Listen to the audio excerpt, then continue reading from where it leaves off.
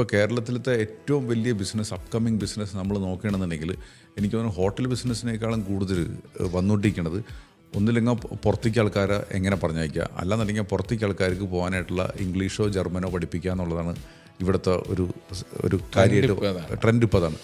അപ്പോൾ ശരിക്കും പറഞ്ഞു കഴിഞ്ഞാൽ ഈ യങ്സ്റ്റേഴ്സിന് ഈ പുറത്ത് പോണത് മാത്രമേ ഉള്ളൂ നമ്മുടെ ഓപ്പർച്യൂണിറ്റി എന്ന് പറഞ്ഞു കഴിഞ്ഞാൽ. ഇപ്പോൾ വരുന്ന യങ് ജനറേഷൻ എന്ന് പറഞ്ഞാൽ പ്രവാസിയായിട്ടല്ല, പ്രവാസി മലയാളി അല്ലെങ്കിൽ പ്രവാസി ഇന്ത്യൻ എന്ന് പറഞ്ഞാൽ എന്താണ്, ഇന്ത്യക്കാരനാണ്, അവിടെ ഉണ്ട്, എപ്പോഴും മനസ്സുകൊണ്ടും ശരീരം കൊണ്ടും ഇവിടെ എത്തണമെന്ന് ആഗ്രഹിക്കുന്ന, വേറെ നിവൃത്തിയില്ലാത്തത് കൊണ്ടെന്ന് വേണമെങ്കിൽ പറയാം, അല്ലെങ്കിൽ ഒരുപക്ഷെ നമ്മളുടെ കരിയറിന് വേണ്ടിയിട്ട് അവിടെ നിൽക്കുന്നത് മാത്രമേ ഉള്ളൂ.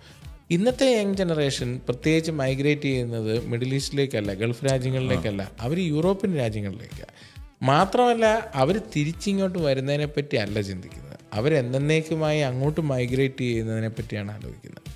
അവിടെയാണ് ഒരുപക്ഷെ നമ്മുടെ സൊസൈറ്റിയെ അത് അഫക്റ്റ് ചെയ്യുമോ എന്നുള്ളൊരു കൺസേൺ നമ്മളിലേക്ക് വരുന്നത്. പോകണ്ട എന്നല്ല, പുറത്തു പോവുക, കരിയർ വൈസ് ആണെങ്കിലും ബിസിനസ് വൈസ് ആണെങ്കിലും അവിടെ എസ്റ്റാബ്ലിഷ്ഡ് ആയതിനു ശേഷം നമ്മൾ വന്ന ഈ ഒരു സൊസൈറ്റി ഈ റൂട്ട് വിടാതെ, അതായത് വേറെ അവിടെ നിലനിർത്തിക്കൊണ്ട് മേളിലേക്ക് എത്ര ശാഖകൾ ഡെവലപ്പ് ചെയ്ത് വളരാം എന്ന് നമ്മൾ ചിന്തിക്കുക തന്നെ വേണം. പക്ഷേ റൂട്ട് വിടരുത് എന്ന റിക്വസ്റ്റ് നമുക്കുണ്ട്, ഇത് റിക്വസ്റ്റ് ചെയ്യാനല്ലേ പറ്റൂ.